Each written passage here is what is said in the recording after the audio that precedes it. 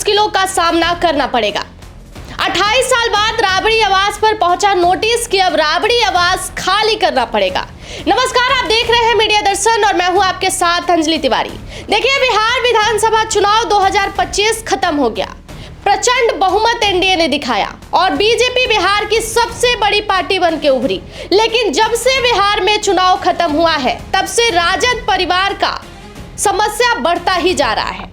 पहले राजद परिवार को करारा हार का झटका लगा और दूसरा, रोहिणी आचार्य ने घर छोड़ दिया। जब पार्टी की इतनी बुरी हार के बाद रोहिणी आचार्य ने सवाल पूछा तो रोहिणी आचार्य ने कारण भी बताया कि हम सिंगापुर वापस क्यों जा रहे हैं। लेकिन अब 28 साल बाद राबड़ी आवास नोटिस पहुंचा है कि अब 10 दिनों के अंदर राबड़ी आवास को खाली करना होगा।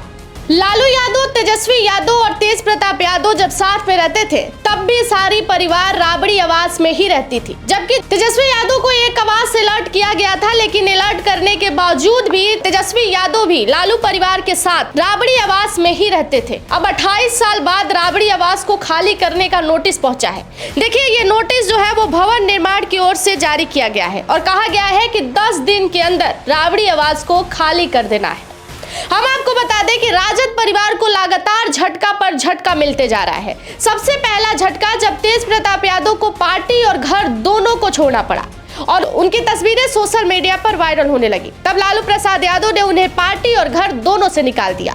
दूसरा झटका जब 2025 बिहार विधानसभा चुनाव के बाद पार्टी को करारे हार का सामना करना पड़ा और पार्टी 25 सीट पर सिमट के रह गई। तीसरा झटका तब लगा जब रोहिणी आचार्य ने सवाल पूछने, गाली देने और चप्पल से मारने का आरोप लगाकर और अपने परिवार से संबंध तोड़कर सिंगापुर वापस चली गई। अब चौथा झटका, महज नई सरकार बनने के 10 दिन बाद ही लालू परिवार को चौथा झटका मिला है कि 10 दिन के अंदर आपको राबड़ी आवास खाली कर देना है। राबड़ी आवास के अंदर लालू यादव का पूरा परिवार रहता है।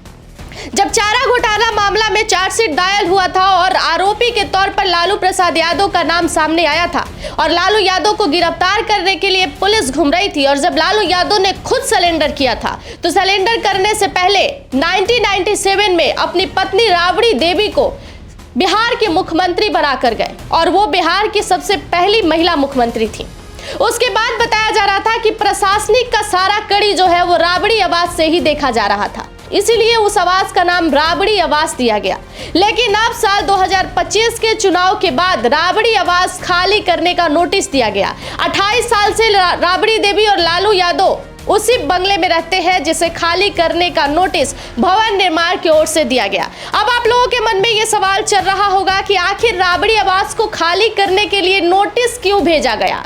कई लोग सोच रहे होंगे कि ये सरकार के वजह से हुआ है, लेकिन ऐसा नहीं है। देखिए, भवन निर्माण विभाग की ओर से आदेश जारी किया गया और नोटिस भेजा गया है कि बिहार विधान परिषद आवास के लिए पटना केंद्रीय पुल के आवास संख्या 39 हेडिंग रोड अलर्ट किया गया है। अब राबड़ी देवी को वहीं रहना पड़ेगा, क्योंकि राबड़ी देवी के परिवार में से ना तो कोई सीएम है और ना ही राबड़ी देवी खुद विधायक है, इसलिए उन्हें अब वो आवास छोड़कर दूसरे आवास 39 हेडिंग रोड में शिफ्ट होना पड़ेगा।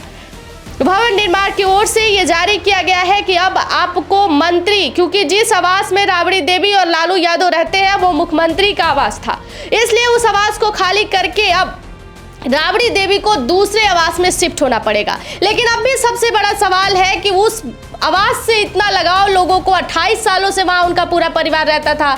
तेजस्वी यादव को अलग आवास दिया गया है, तेज प्रताप यादव को अलग आवास दिया गया था, लेकिन आवास देने के बावजूद भी पूरा परिवार राबड़ी आवास में ही रहता था। लेकिन अब 28 साल बाद राबड़ी आवास छोड़ना पड़ेगा और उन्हें दूसरे जगह शिफ्ट होना पड़ेगा। तो क्या राबड़ी आवास अब लालू परिवार छोड़ देगी या दूसरे जगह शिफ्ट होगी, या फिर तेजस्वी यादव के आवास पर ही लोग शिफ्ट होंगे? ये बहुत बड़ा सवाल है कि 28 साल से राबड़ी आवास के अंदर रहने वाले लालू प्रसाद यादव और राष्ट्रीय जनता दल के राष्ट्रीय अध्यक्ष क्या इतनी आसानी से उस आवास को खाली कर देंगे? धन्यवाद। बाकी की तमाम जानकारियों के लिए जुड़े रहिएगा हमारे साथ।